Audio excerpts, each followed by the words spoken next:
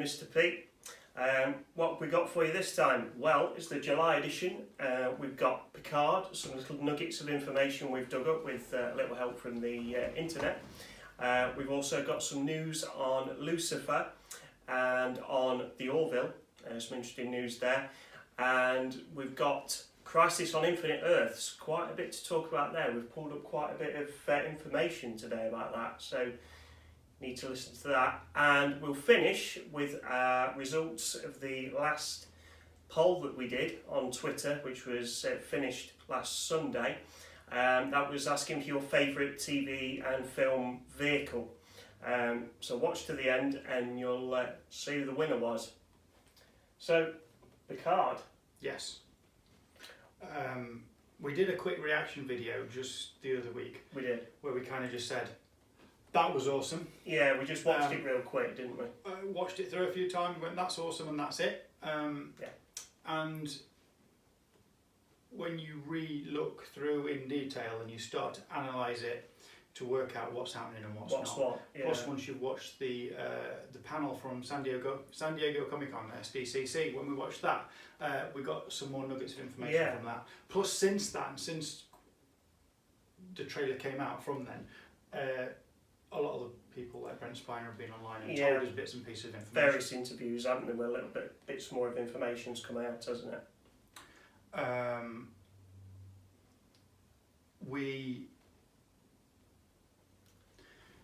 mean, I think the first thing we can say about it is we know that he's out of Starfleet, he's on his family farm in La Barre, France, with obviously his brother Robert and his wife Marie run it with little help from their son Rene. They probably don't now, but that's how it was in TNG days. And he's back there, and it's basically, that's where the story begins. Well, we don't know that's where it begins. We think that's where it begins. We don't know. We don't know anything really. To be fair, even when you see, the thing is, they're still filming anyway. So even the trailer we've seen, we don't know. But one thing we do know: the guy who played his brother, Jeremy Kent, Picard's brother Robert, in the TNG series, actually died recently, only in the last week or so. So obviously, very sad news to hear that, and that's definitely one person that won't be making a cameo, unfortunately. Unless they've already filmed it. Yeah, they may have done. But yeah, we expect not. We know, obviously, from re-looking at the trailer again, that there's a big Romulan Borg element to it. We know Borg anyway, because we know 7 of 9 was in it. Jonathan DeArco is Hugh Borg, or Hugh is in it. And, from iBorg. Yeah, and we know, obviously, from looking at insignia on the screen and even seeing them there on the screen, there's a Romulan presence as well. Yeah, which is interesting, because we don't know whether it's going to be...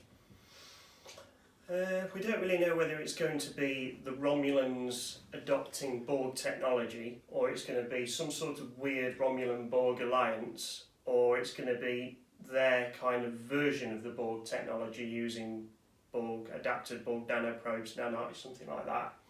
At this point we don't know, but we know that the Borg and the Romulans are going to play a big part in the series. That's going to be the long arc, we reckon. Yeah. We don't really know much else apart from that, do we? We know, of course, that Data's back in it, and since the first video we did the other week, which Brent Spiner confirmed it, is actually Data that's on screen. Yeah, so we're thinking it's probably going to be a flashback rather than current time, aren't we, at the moment? Or a holodeck program. Or a holodeck program, something like that. We saw a video online where someone speculated that the last episode of TNG, which was All Good Things, had the poker game with Picard playing poker. Yeah. But obviously, you see him playing cards. Yeah. It was the last scene, wasn't it? Yeah. So maybe it's a variation of the same thing. Obviously, that wasn't our observation. Yeah. I mean, somebody we follow on social media, Adam Cleary, from whatculture.com, he even said, was there perhaps a chance that Data's memory bank, or the data within Data, was somehow saved and transferred to B4? That's another possibility, or something they might do in the show later on, but at the moment we're thinking they did that in the graphic novels afterwards, so that's why he was captain of his own ship, wasn't he, in the graphic novel? So it's quite possible that might be the case at some point. They're hoping to have more than one series. It's confirmed, of course, that Jonathan Frakes and Marina Sirtis both guest starring. We said that in the video, and they've now filmed those scenes. Yes. Well, he's filmed the Jonathan Frakes sequences. Yeah, Patrick Stewart said in this week, in fact, that they've shot some scenes together with Jonathan Frakes and Patrick Stewart. Marina Sirtis, I think, is coming into film soon, and he's going to be directing a couple of episodes as well. So plenty of Frakes in there, which is always good. Yeah. And I did hear him say on an interview I saw the other day with the whole cast, they were saying that people would like the Dream Team and bring a load of the old TNG people back. And he said we've kind of limited it a little bit in the first season because they want to get the story going and the arc going and this new crew, this new team running smoothly together. So they don't want to ruin it by chucking loads of TNG. For the sake of it, no, it'd just be doing it just to appease the fans, wouldn't it, rather than develop the story properly. But he has said in season 2, which they're hoping to have, there's a chance to bring a few more old faces back. Yeah, so perhaps Janeway or Harry Kim or something. Who knows? If it's Borg related in the first series, there's a chance that could happen later. Yeah, maybe Q, John Delancey. He did say, Patrick Stewart did say that there is a chance for some of the people that only used to show up occasionally in certain stories we might bring back. So maybe he's heard something on that. Everything's open and it just depends how it goes, doesn't it? I think, to be honest, that's about all we know about Picard because nobody knows anything except the trailer and little tidbits that. Yeah, the little bits that are dropping out of the internet here and there. So, just moving on slightly then, the Orville. Yes, we love the Orville. Is moving to streaming. It is on Hulu, which has been a bit of a controversial move from what we've seen on the social media verse. People are not quite happy about it because I think it's like a paid subscription service as well. People are like, why can't we just watch it on Fox like we have been for the last 2 seasons? Was it the case that they wanted to hold up, they couldn't make it till whenever? Yeah, Seth MacFarlane said that he couldn't make new episodes now. He needed a bit of a break from it. They needed a break also to write some good stories. They didn't want to just rush more Orville. And Fox wanted it now. Fox wanted it now, pretty much. And so he said, I'm not doing it now. So they kind of said, well, we'll pull out then. Yeah, so they pulled out, unfortunately. So that relationship splintered off a little bit. But he says things are still amicable with them, so that's good in terms of Family Guy. We don't know the ins and outs to it, but that's anyway. What we do know is moving to a streaming service. Moving to streaming service. So we'll get to watch it anyway. We'll see what happens. We'll get it on somehow. And I suppose the other thing to move on to in terms of series news, season 5 of Lucifer on Netflix. Lucy fans will be very happy to hear about this. It's going to be now a 16 episode run rather than 10 or 11, which we had in the last one. It is the last one. It is the last one. So they're in a position where they've pretty much wrapped everything up already. Yeah. So to do a new series now, you've got to introduce a new story arc and everything else. Yeah. You can't just say how you're going to bring him back. No. Because that's like one bit of one. To me, 16 episodes says we're going to end it, but we're going to tell a good story and tell it properly till its conclusion, rather than saying we're going to do 4 and that's it. Which that's really annoying when they do that on series, isn't it? Yeah. If you feel like they've rushed it and the characters haven't developed in the way that you would expect, and you think, what's the point to that? Or if they don't rush it, but they do 4 really good episodes and then leave you wanting more for the next 15 years. # Sherlock. Come on, what's going on? That's annoying as well. Yes, that's good. So basically, that's what we know about that. Yeah. Let's talk DC. Big news, DC. Big news. Now, DC, as we know, have got quite a few shows on at the minute, and the movie stuff has been, well, a little bit lacking. Still big blockbusters, but they've just not quite hit the spot, have they? No. However, the TV stuff has actually hit the mark. It's been good. Since Arrow came out way back. Oh yeah, we've got Flash now. Arrow, of Tomorrow. Flash followed it and did really well. You knew they were going to make a Supergirl at some point, didn't you? Yeah, it was going to happen. Legends is quite nice because it kind of can sit apart from it, but it can dip in whenever it wants, which is really nice. You've got all the other stuff there that's kind of not connected to it, but kind of is. So you've got all the Titans and Titans as well, Doom Patrol, which have all been brilliant series, and they're all just being greenlit all over the place because people like them. And because I think that the Flash opened up the multiverse. Yeah.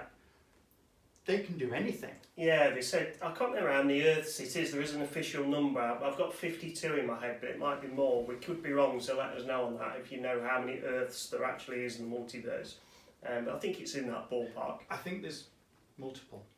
Yeah, there's multiple Earths. That's what we can confirm for sure. There's multiple Earths. But because of that, it can open up to anything. Yeah. So when they filmed the last crossover, we saw that when Tyler Hoechling's Clark Kent was on the farm, it was filmed on the same location from Smallville. Smallville, yeah.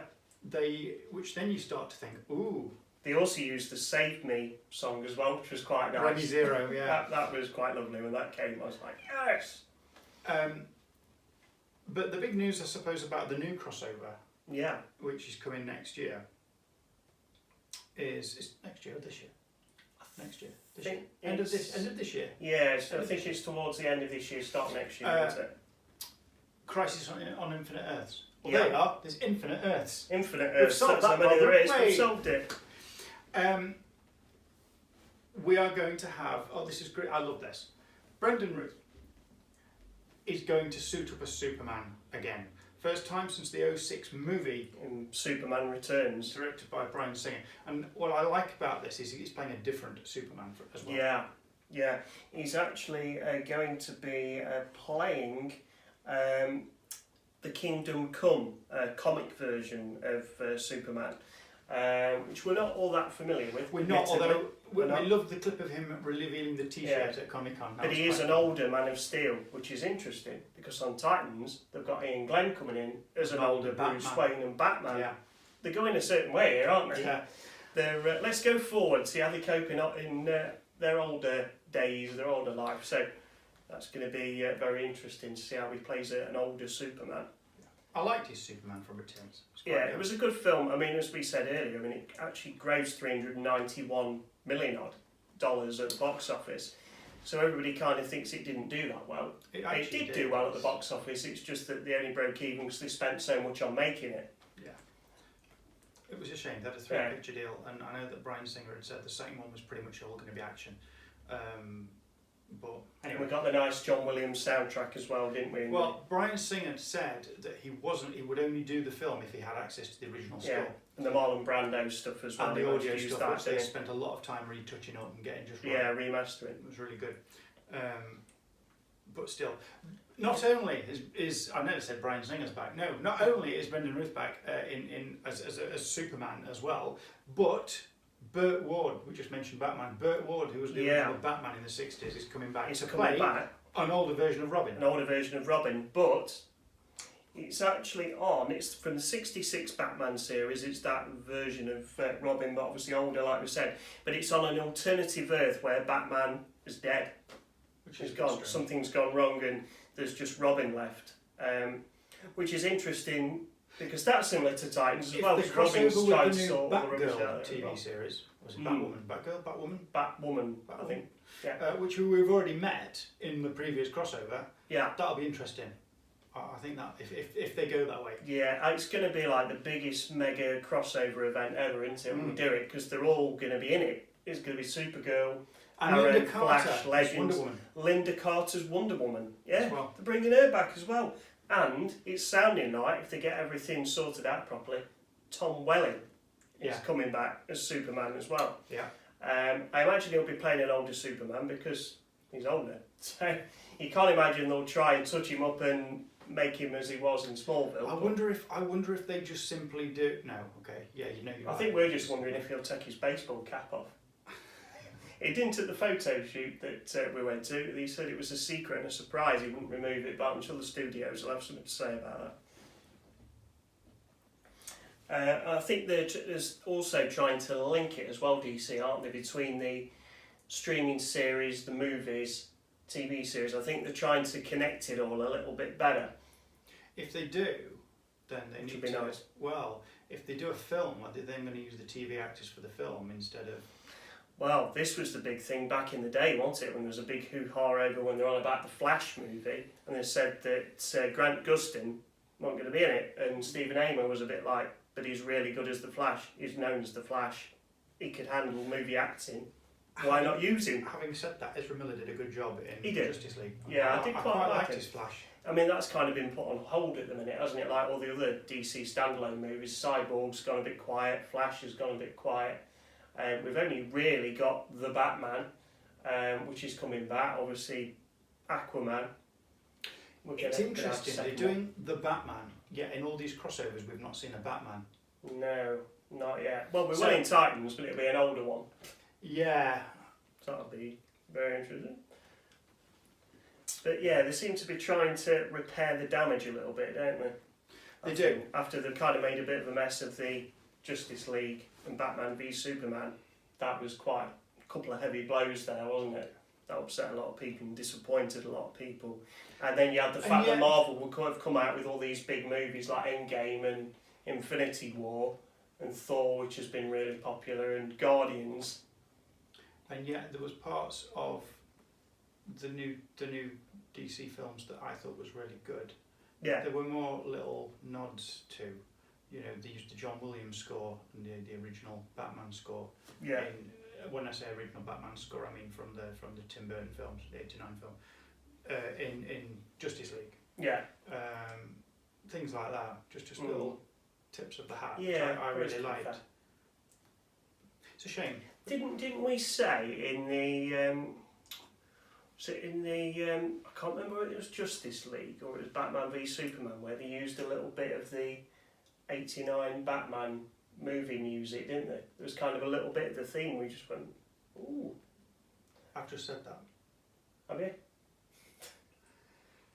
Well, I'll say it again because it was good. Yeah, we like that. In fact, the little nods to previous things and trying to link it together a bit better again. Yeah, definitely.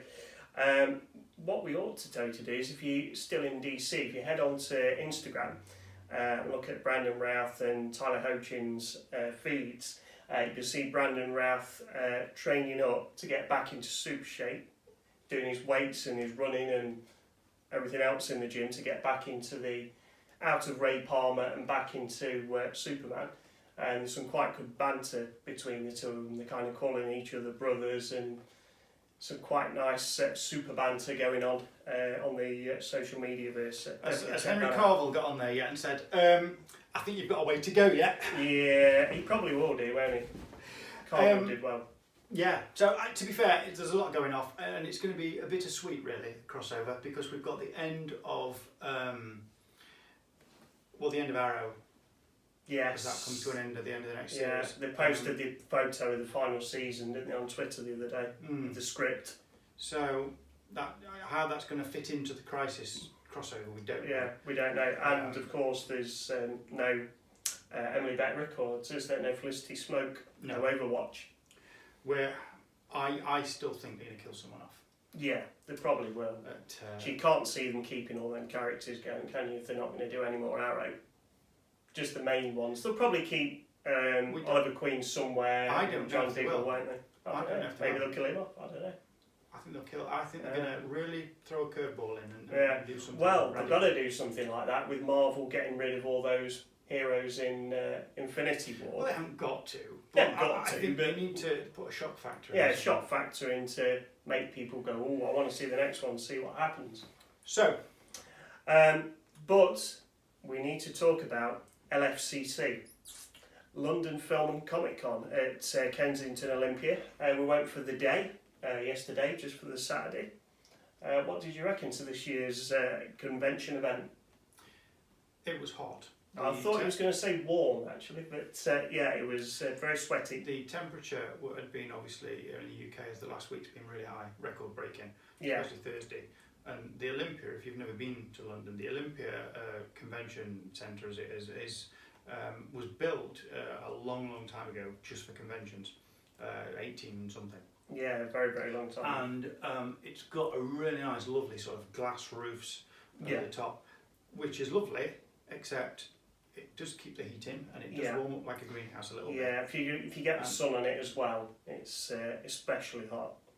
And it made it really hot and warm. It did. Now, when it got to Friday, Saturday, Sunday, of course, it wasn't as sunny, but it was still fairly warm. Still warm. And Had a bit of rain to cool down. There was a lot of people there as well, so it was very busy. Yeah, but some people have been saying, I think we noticed, it was a little bit on the crowded side, wasn't it? But that was down to the amount of guests that booked, some quite high. It was one of the biggest names. LFCCs again. Yeah. And it was an anniversary one. So. Yes, it was the 15th year of LFCC as well. I didn't think they'd actually been going that long, but no. They have, 15 years. Yeah. But yeah, as usual, there was some good guests. We were on a little bit of a budget this time, so we only went for the three. We went for Jenna Coleman, obviously Clara Oswald from Doctor Who, and obviously Victoria and The Cry from BBC. She was even in Captain America the First Avenger as well, which I'd completely forgotten about until I looked at earlier. So we went and met her, which was lovely. We've been waiting to go and see her for quite a while because she doesn't do many conventions, and certainly very, very few in the UK at all to date. So it was really nice to meet her. And we also got Robert Picardo, the Doctor, the hologram Doctor from Star Trek Voyager. He'd got his usual jaunty hat on. He was very friendly and approachable and funny, wasn't he? Seemed happy to be there. The only one we didn't get was Ethan Phillips. Yeah, we were going to get him on the Saturday, and apparently he cancelled. Yeah, some commitments there again, and it all went a little bit wonky. Yeah, so he was there late on Saturday doing a few signings and selfies, but unfortunately, as we said, we only had a day ticket, so we couldn't get the photos Sunday. So we're just hoping now, Destination Star Trek Birmingham 2019, hint hint, that he might appear there, and then we'll get him there. We'll get Mr. Neelix eventually. But yeah, all in all, good con, liked it. Just yeah, I think the food options that they've been sort of blasted for before were okay, weren't there? There's a couple of places that were reasonable, a little bit on the pricey side, but you expect that at a convention. There wasn't any free water, unfortunately. If there was, we didn't see it. No, we didn't see it anyway, but you can just put your bottle in the sink and fill it up if you really want to, if you're that thirsty and you haven't got a bit of money. But yeah, it was absolutely fine. The organisation was pretty good, especially the Jenna Coleman one. We got through that pretty quick, didn't we? They were very efficient, very quick and efficient on that line. We had a little bit of a delay on the Robert Picardo photo, which obviously a lot of people were a little bit annoyed about, but it got sorted out, got rescheduled. We went and got it with not many minutes to spare, but we went and got it, got him in the bag, and yeah, good trip, I'd say. Recommend it. Yeah. Okay, well, just to finish today, we put a poll out, like Dave said earlier, we did. For film and TV vehicles. Yeah. And for as normal, what we're going to do is we're going to go through what these nominations are. Yeah. And then we'll tell you what the winner is. So the results at the end. And then we'll tell you the results at the end. What do you say? So, the nominations for the film or TV car are the DeLorean from Back to the Future, Great Scott, the Batmobile, and that could be any incarnation of the Batmobile, the Impala from Supernatural, nicknamed the Baby, and the Knight Industries 2000 or Kit from Knight Rider. Now, I thought the winner was going to be Kit from Knight Rider. That was my personal thought. Where did you think this was going to go? My feeling when we put it out was going to be, I thought obviously Back to the Future is an old film, so I thought that might struggle a little bit. Supernatural's popular, but it's kind of just a car, even though some argue it is a lead character, you could certainly say. But I thought the winner would be the Batmobile, because of the amount of bells and whistles. It's been in recent films. Obviously Kit's a cool car with lots of functions as well. So I thought it was going to be between Batmobile and Kit, to be honest. Yeah, it was, I thought, So, the winner. Turns out we were wrong. The winner is, and I like this actually, it's quite a nice surprise. Especially going into the final season. Yeah, and that probably tells you that it is in fact the Impala from Supernatural. It's Baby, yeah. So it kind of proves it, kind of does, it's classed as like a lead character if it's getting that much. Yeah, 59% of the votes in fact. 59%. The second place did go to Kit from Knight Rider with 19%, but only 19, so the jump from 19 to 59 was quite high. Yeah, it's quite a lot of the vote. Following that, the DeLorean in 12%, Batmobile 10%. So Yeah. that I would not have predicted that. Yeah, the Batman fans have let the Cape Crusader down this time, I'm afraid. Does this go back to DC maybe? Still repairing the relationship with the fans? I don't know. No. Or just not a lot of Batman fans just saw that people them. love Supernatural. Yeah, they just love it that and much. And it is a cool car. And it is a very cool car. I mean, we actually had some pictures taken at a con a couple of years ago, at M-Con, with, I think it was probably just a replica of the 67 Chevy Impala. We had some nice photos with it, and seeing it in front of you as well. Yeah, it's a damn nice car, isn't it? I did actually see, this is, I don't think I've told you about this, I did see the Supernatural panel from SDCC. I was quite amazed at what they did.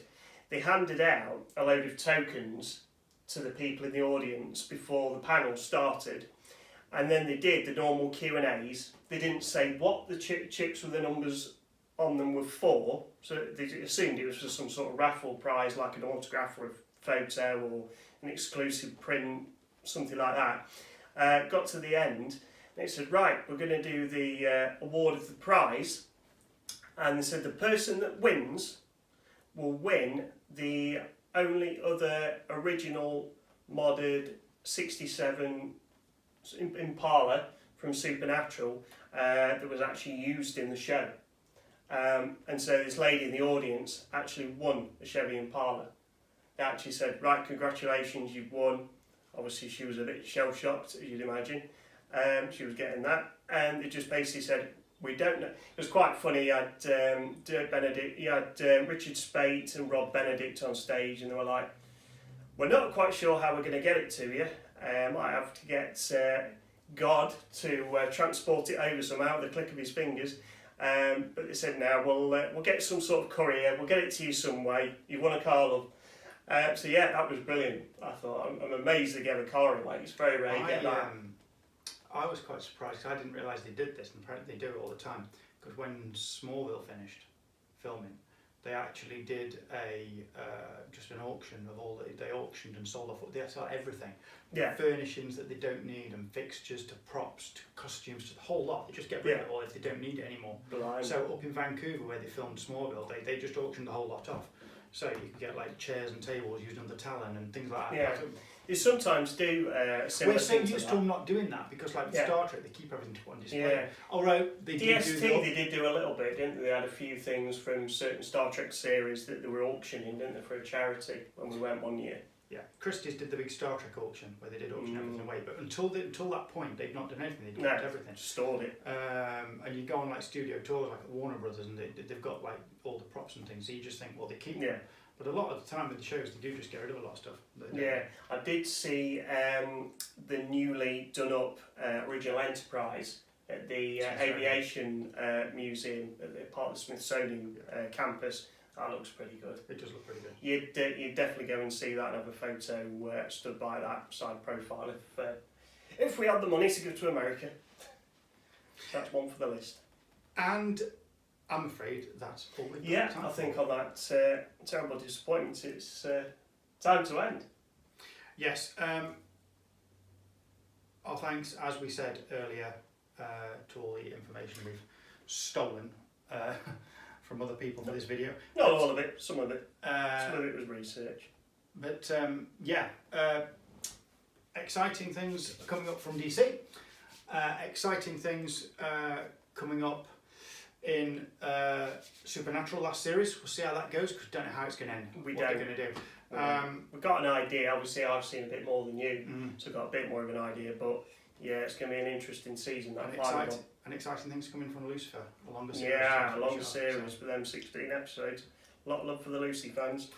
We'll just put a quick point out just to say, obviously thanks to Adam Cleary at whatculture.com. If you do want to watch his video about the 16 things in the PICARD trailer you might have missed, if you just go to PICARD trailer 16 things, search on YouTube, and it'll bring it up, and it's the whatculture.com one.